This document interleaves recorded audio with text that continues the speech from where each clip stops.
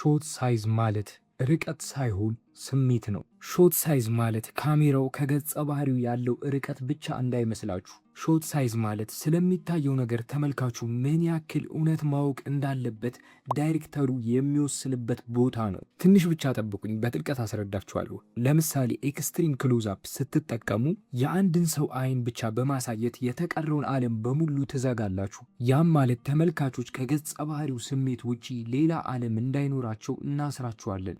ሎንግ ሹት ስንጠቀም ግን ገጸ ባህሪውን ከዓለም ጋር እናገናኘዋለን። ሾት ሳይዝ በጨመረ ቁጥር መረጃን እንጨምራለን፣ በቀነሰ ቁጥር ደግሞ ስሜትን እናጠነክራለን። ታላቁ ዳይሬክተር አኪራ ኩሮሳዋ እንደሚለው ትክክለኛ ሾት ሳይዝ ተመልካችን የታሪኩ አካል እንዲሆን ያደርጋል። ስለዚህ ዳይሬክት ስናደርግ የትኛው ይሻላል ሳይሆን ተመልካቹ አሁን ምን እንዲሰማው እፈልጋለሁ ብለን መጠየቅ አለብን። ስለ ዋና ዋና የቀረጻ አይነቶችና ጥቅማቸው ለማወቅ ክሎዝ አፕ የዩቲዩብ ቻናሌ ላይ ገብታችሁ መመልከት ትችላላችሁ። ሊንክ ፕሮፋይል ባዮ ላይ አለ።